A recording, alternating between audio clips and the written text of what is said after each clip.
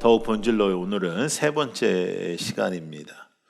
사람은 겉모습만을 보고 판단해요.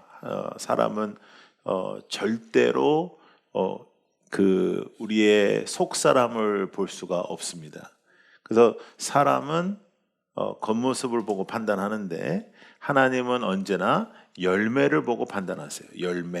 열매를 보고 하나님은 여러분들의 삶을 평가하십니다.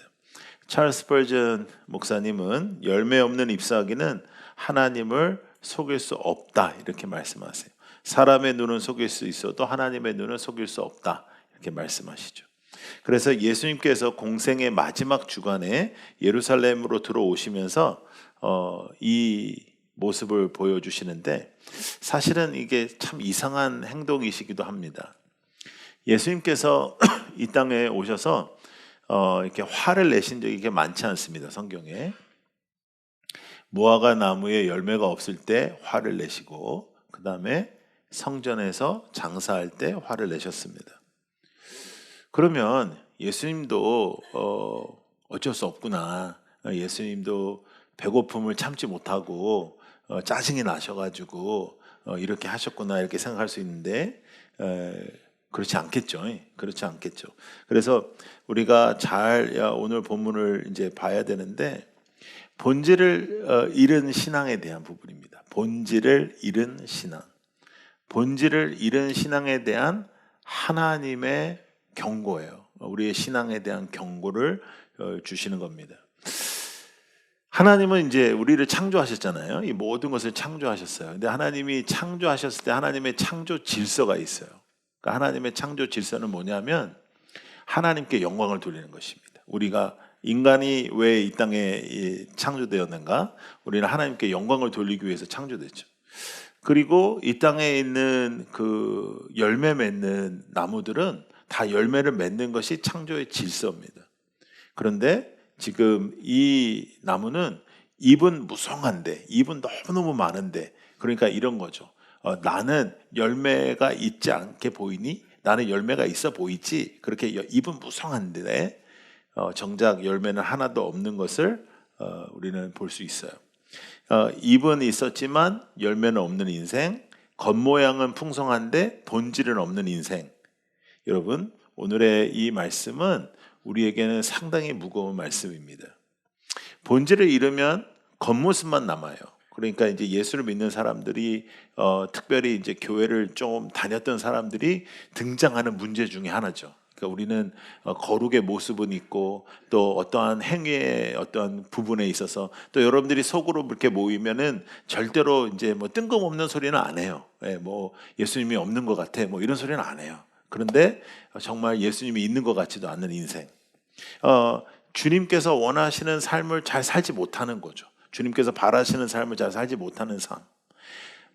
잎은 무성한데, 그러니까 행위나 어떠한 뭐 봉사나 사역이나 이런 것도 내가 다 해. 교회 예배도 다 참석해. 그럼에도 불구하고 내 안에 어떠한 열매가 나타나서 내 안에 어떠한 변화가 나타나는 것. 내 속에, 속 사람이 변화되는 것. 그것에 대해서 오늘 이 아침에 여러분들과 제가 좀 생각해 보면 좋겠어요. 잎사귀가 아주 무성한 이 무화과 나무는 열매를 맺은 나무와 같은 그런 모습이었습니다. 어쩌면 여러분과 저의 모습이기도 해요. 우리의 모습은 열매가 있는 모습 같이, 우리의 모습은 좀 이렇게 예수를 잘 믿는 사람 같이, 우리의 모습은 뭔가 신앙생활 잘 하는 사람 같이, 우리의 모습은 뭔가 하나님께서 원하시는 삶을 살아내는 사람 같은 그러한 모습은 있는데 정작 내 안에서의 변화와 내 안에서의 가치관과 내 안에서의 어떤 선택과 내가 하나님께서 원하시는 삶을 사는지에 대한 부분은 우리가 한번 잘 생각해 봐야 되겠죠. 그래서 이 아침에 여러분들과 제가 이제 더욱 본질로라는 시리즈, 우리 올 한 해의 우리의 주제인데 더욱 본질로라는 이 주제 속에서 우리가 어떻게 하면 더욱 본질로 살아갈 수 있을까 하는 이 시리즈 안에 이 세 번째는 본질을 잃을 때 우리에게 일어나는 일입니다. 본질을 잃을 때. 이 무화과 나무의 모습은 겉모습만 무성한 이 무화과 나무의 모습은 그 당시에 이스라엘의 모습과 같았습니다. 성전은 웅장했고 아주 잘 만들어진 성전이 있고 그 성전에서 여러 가지의 제사가 드려졌습니다. 백성들은 끊임없이 그곳에서 제사를 드렸습니다. 백성들은 그곳의 제사가 끊어지지 않았어요. 그래서 많은 사람들이 하나님께로 오는 것 같았죠. 종교 활동은 굉장히 활발했습니다. 그럼에도 불구하고 그곳에는 회개와 하나님을 향한 사랑은 없었어요. 그러니까 본질적인 회개와 본질적인 변화 속에 하나님을 향한 어떠한 예배의 그런 갈망, 그거는 없었는데 그 눈에 보이기에 웅장하고 또 아름다운 그런 모습들은 있었다는 거죠. 우리의 신앙도 마찬가지예요. 우리가 예배를 드리고 찬양도 하고 봉사도 하고 사역도 하고 교회도 안 빠지고 주의 성수를 하는 것 같은데 주님이 찾으시는 열매가 우리 안에 있는가 하는 겁니다. 주님이 찾으시는 열매, 주님이 찾으시는 내 속 안에 있는 변화, 내 속사람의 변화, 그것이 우리에게 있는가. 요한복음 15장 5절 말씀 먼저 보겠습니다. 시작. 나는 포도나무여 너희는 가지들. 사람이 내 안에 머물러 있고 내가 그 안에 머물러 있으면 그는 많은 열매를 맺는다. 너희는 나를 떠나서는 아무것도 할 수 없다. 이렇게 나와요. Apart from me, you can do nothing. 이렇게 나와요. Nothing. 아무것도 못한다. 많은 열매를 맺을 수 있는 방법은 예수 안에 거하는 것입니다. 주님 안에 거하는 것. 주님 안에 거하면 반드시 우리의 가치관이 변화됩니다. 우리의 가치가 변화되면 우리의 선택이 변화됩니다. 우리의 선택이 변화되고 가치관이 변화되면 우리가 기뻐하는 것이 변화됩니다. 우리가 즐거워하는 것이 변화됩니다. 우리의 예배가 변화됩니다. 한번 생각해 볼게요. 열매 없는 신앙의 특징을 한번 생각해 봤는데요. 변화는 없고 습관만 있는 것. 변화는 없는데 습관은 있잖아요. 우리가 주일날 교회 안 나가면 좀 이상하잖아요. 교일날 교회에 예배 안 드리면 뭔가 좀 죄를 짓는 것 같잖아요. 뭐 이런 거. 감격은 없고 의무만 있는 거예요. 의무적으로 우리가 하는 거죠. 내가 직분이 있으니까, 뭐 내가 사역을 해야 되니까, 내가 봉사를 해야 되니까 하는 그런 의무만 있는 것. 그래서 우리 라이트하우스가 교회를 시작할 때 우리가 직분에 대해서 내려놓은 것이 가장 핵심적인 가치가 뭐였냐면 우리가 정말 모두 다 성도로서 하나님 앞에 우리가 나아갈 것이냐, 어떻게 하면 우리가 성도로서 하나님 앞에 온전한 예배를 드릴 것이냐 하는 것에 있었습니다. 눈물은 없고 형식만 있는 것. 눈물은 어느 순간 다 없어져 버렸어요. 하나님을 향한 기도와 하나님을 향한 회개와 하나님을 향한 열심과 하나님을 향한 뜨거움은 다 없어져 버리고 형식만 남은 거죠. 그래서 일어나야 될 때 일어나고 앉아야 될 때 앉고 뭐 들어오면서 헌금하고 뭐 이런 건 다 아는데, 형식은 다 아는데 우리 안에 어떤 회개의 눈물과 감격의 눈물과 기쁨의 눈물과 하나님을 향한 그러한 눈물이 없어진 것들. 그래서 예수님께서는 말씀하시는 거예요. 신앙은 잎이 아니라 열매라. 열매로 나타나는 것이다. 본질을 잃으면 심각한 결과를 나타내는 겁니다. 겉모습은 아무것도 아닌 거예요. 우리가 교회에 다니면서 이것에 자유로운 사람은 없습니다. 여러분들이 이제 교회를 다니면서 교회에서 신앙생활 하면서 어느 정도 크리스찬 같은 말도 하고 크리스찬 같은 행동도 하고 크리스찬 같은 이런 대화도 하고 그렇죠. 그런데 정작 내 속에서는 더러움이 계속해서 있고 유혹이 있고 더 나쁜 건 뭐냐면 나만 죄를 지으면 그나마 난데 같이 죄를 짓게 하는 거예요. 유혹을 받는 게 아니라 유혹을 하는 사람이 되는 거예요. 괜찮아. 뭐 이 정도는 뭐 다 괜찮아. 야, 나도 교회 다 다녔는데 뭐 괜찮아. 이 정도는 하나님도 이해해. 그래서 하나님의 자리까지 앉아 있는 거죠. 그러면서 우리가 죄를 짓는 거예요.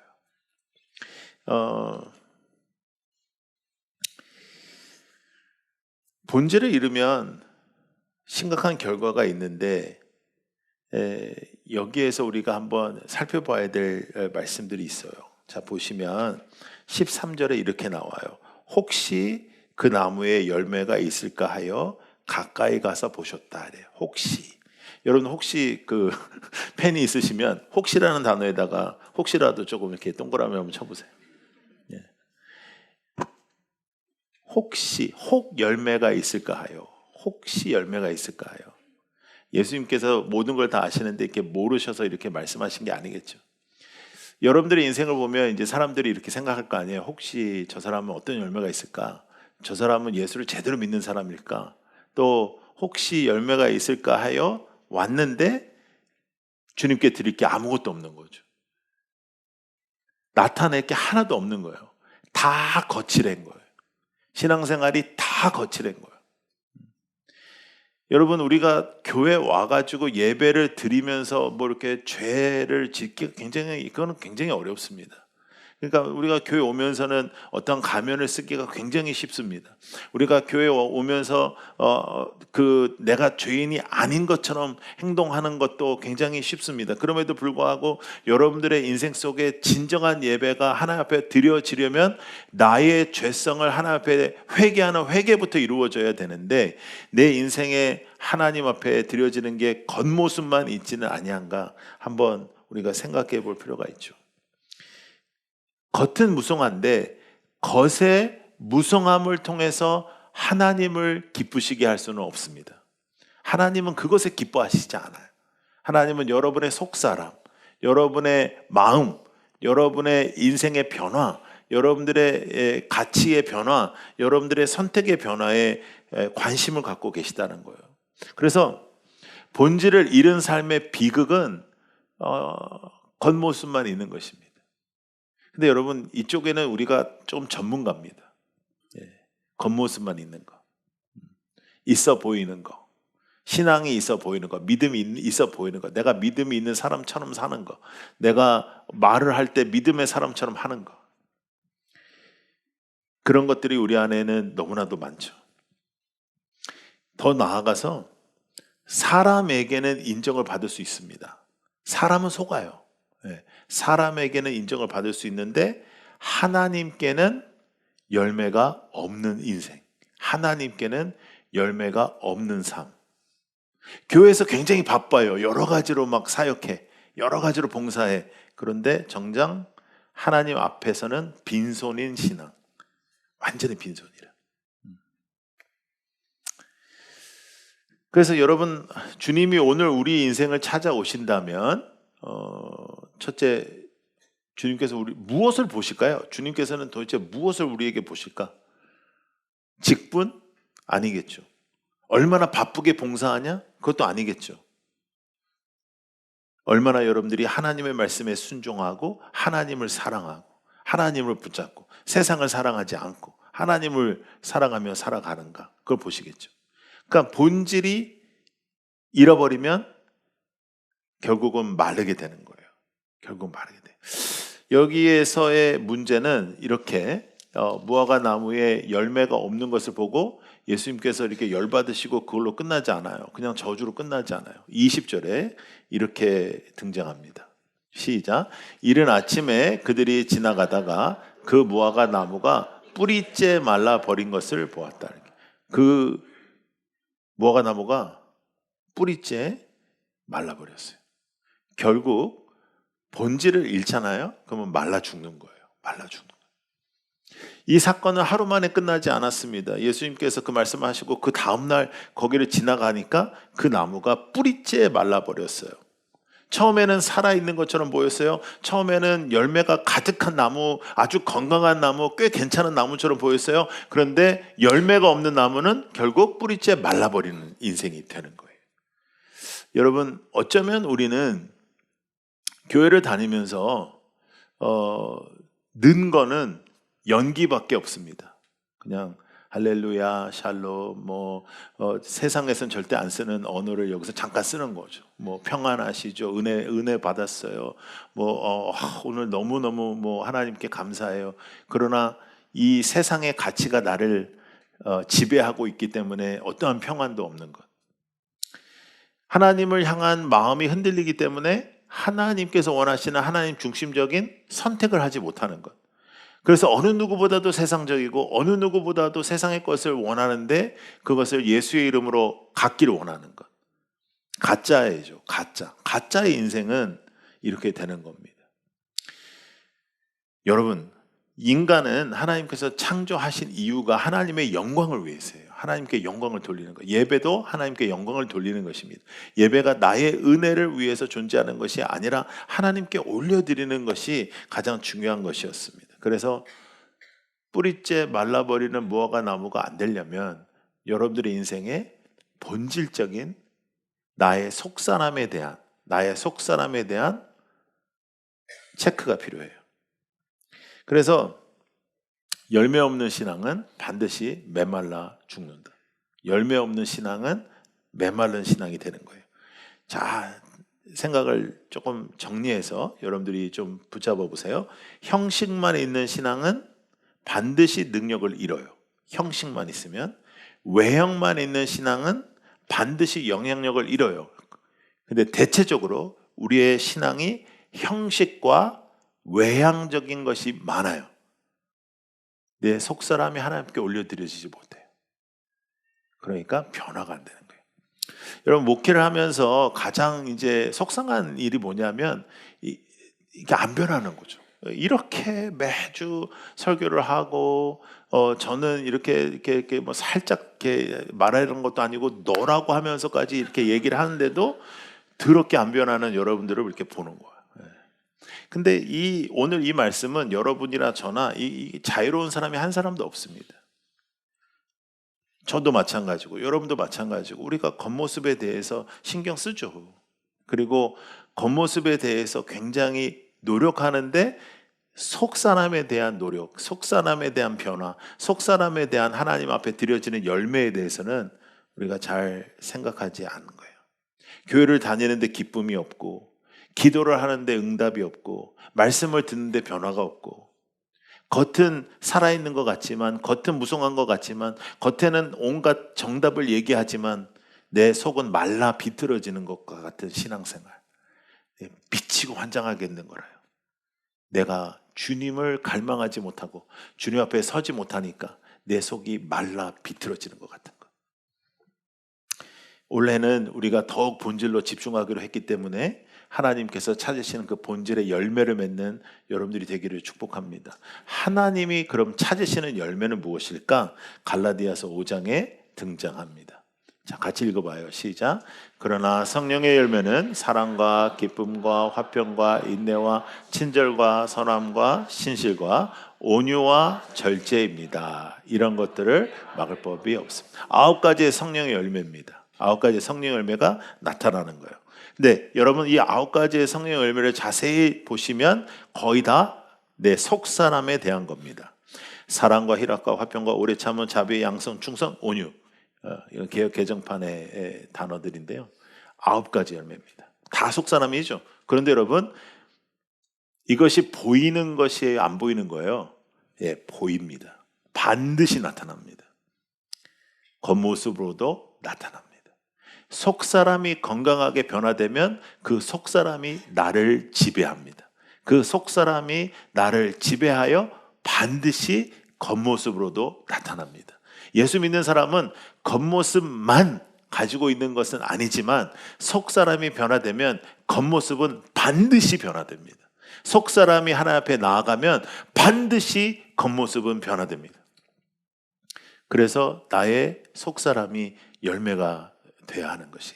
성령 충만한 거는 뭐 하나님 앞에 막 나아가고 뭐 뒤집어지고 뭐 40일 금식 갔다 오고 막 할렐루야 하고 뭐 이런 게 아니고, 성령 충만한 사람은 성령의 열매를 맺고 있는 사람이에요. 성령의 열매가 나타나는 거예요. 그러니까 내가 사랑이 있냐, 내가 기쁨이 있냐, 내가 오래 참음이 있냐, 인내가 있냐, 내가 신실하냐, 이런 것들이 내 안에서 가치로 임재되어 하나님의 말씀이 살아나는 거예요. 그 하나님의 말씀이 살아나서 내 인생을 다스리는 것, 그래서 내 인생에 구체적인 변화가 일어나는 것, 그것이 열매가 되는 것이죠. 근데 여러분, 하나님이 찾으시는 본질, 이 열매, 하나님이 찾으시는 더욱더 여러분들의 속사람이 변화되는 이것은 하나님의 말씀 안에 우리가 거하지 않으면 일어나지 않는 거예요. 예수 안에 거하고 예수의 말씀이 가장 나에게 절대적인 가치, 절대적인 가치가 될 때만 우리 안에서 이것이 나타나는 겁니다. 여러분, 우리의 삶이 하나님 앞에 똑바로 되지 않으면, 주님 안에 거하지 않으면 열매는 노력의 결과가 아니거든요. 열매는요, 주님 안에 거할 때 나타나는 자연적인 것이에요. 이런 거죠. 지금 우리가 혹독한 겨울을 보내고 있는데, 이번 겨울이 좀 춥잖아요. 이번 겨울을 이렇게 보내고 있는데, 아무리 혹독해도 봄이 되면 꽃이 피고 풀이 살아납니다. 그런 거와 마찬가지예요. 예수 안에 거하면 우리가 아무리 혹독하고 변화되지 않는 것 같고 막 정말 죽은 나무와 같고 그래도 예수 안에 거하면 우리 안에 열매가, 생명이 나타나게 되는 것이. 그러니까 예수 안에 거해야 되는데 세상 안에 거하는 거예요. 우리가 왔다 갔다 하는 거예요. 세상 안에 거하는 거. 세상 안에 거하기 때문에. 여러분, 제가 말씀드리잖아요. 가장 불쌍한 사람은 열심히 교회 다니다가 지옥 가는 사람입니다. 난 제일 불쌍한 사람이에요. 놀다가 방탕하게 할 것 다 하다가 지옥에 가야, 그래도 지옥에서는 대우를 받을 거 아닙니까? 이렇게 서로 이렇게 나는 이만큼 놀았어, 너는 얼마큼 놀아봤어, 나는 이만큼 해봤어, 뭐 이런 게 있을 거 아니에요. 근데 교회 다니다가 온 사람들, 꽤 많을 거예요. 가보면. 무엇이 그러면 가짜 믿음일까? 겉모습만 있는 거.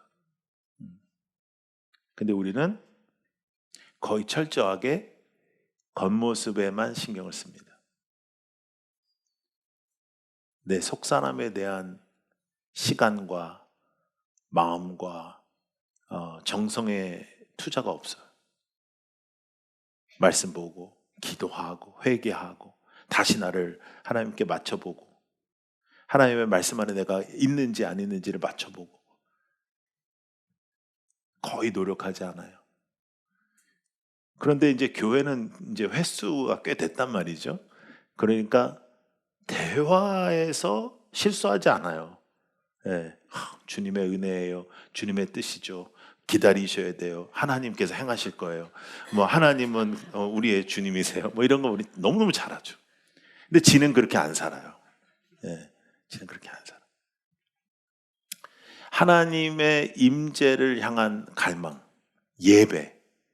여러분, 주일날 우리가 드려지는 이 예배가 얼마나 중요하고, 이 예배가 잘못되면 내 영이 죽는다는 거, 그런 것들 별로 생각하지 않아요. 툭하면 예배를 쉽게 여기고.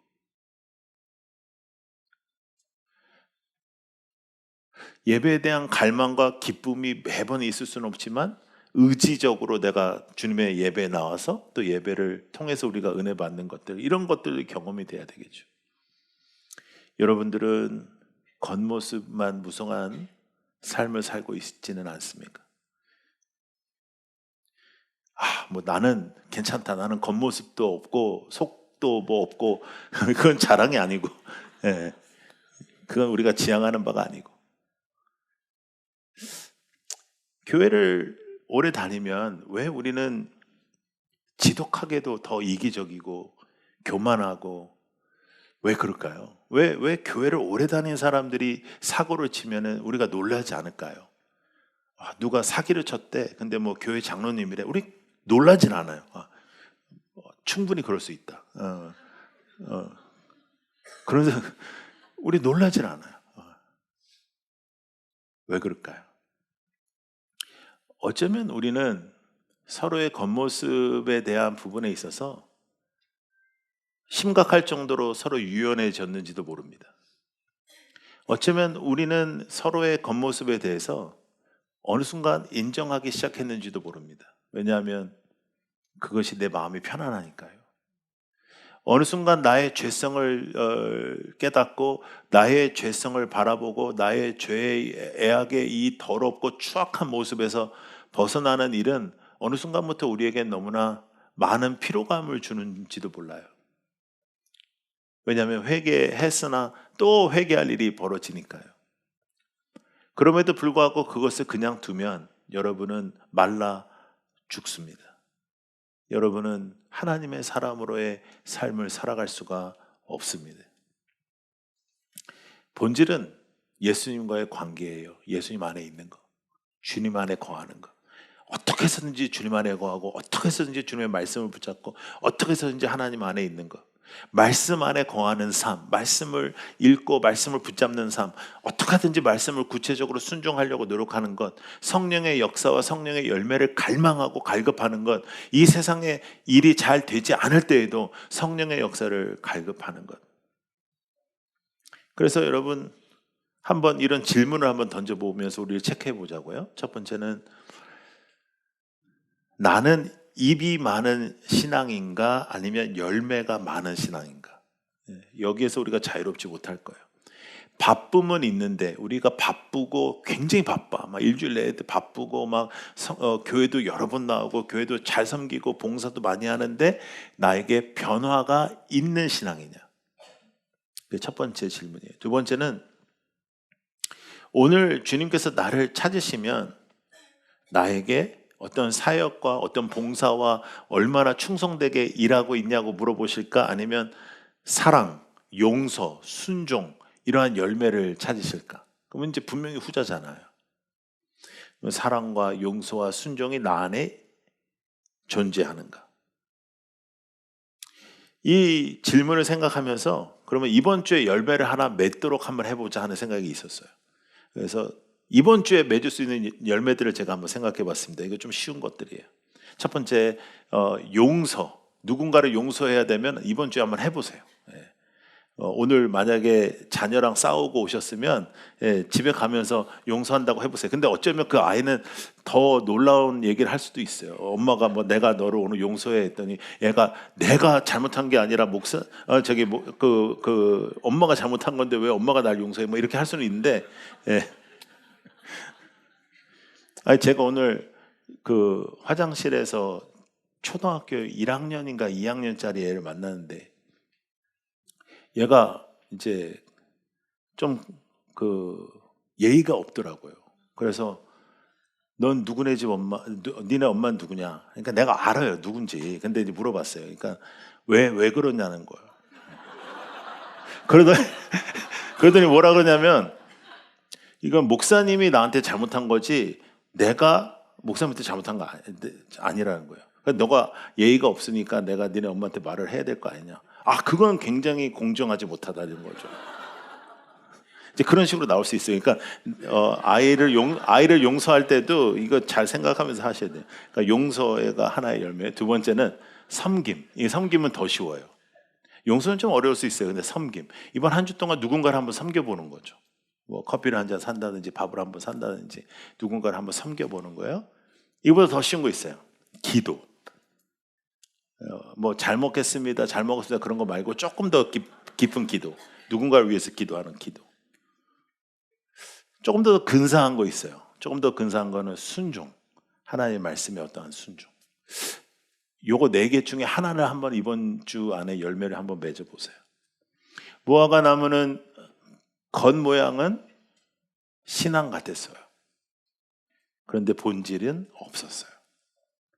어쩌면 우리에게 있는 가장 큰 치명적인 문제일 수 있습니다. 나의 겉모습은 신앙 같은데 나의 본질은 비어있는 것. 예수님께서 이 나무에게 이렇게 말씀하세요. 너는 이제부터 영원토록 열매를 못 맺을 거다. 너는 이제 끝이야.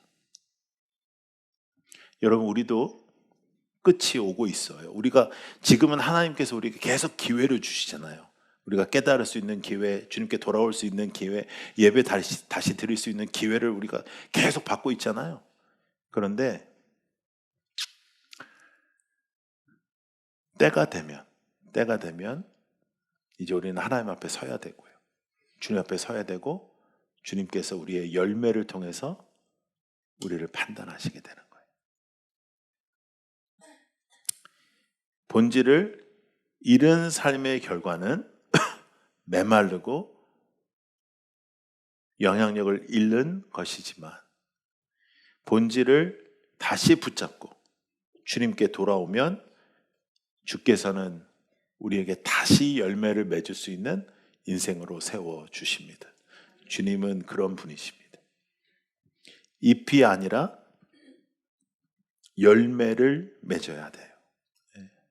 겉모습이 아니라 내 속사람의 변화를 붙잡고 더욱 본질로 돌아가고 본질을 붙잡고 예수님 안에 거하는 삶, 주님 안에 거하는 것, 열매 맺는 삶, 말씀으로 붙잡히는 삶, 나의 가치관과 내 선택이 주님의 말씀과 일치되는 여러분들이 되기를 축복합니다.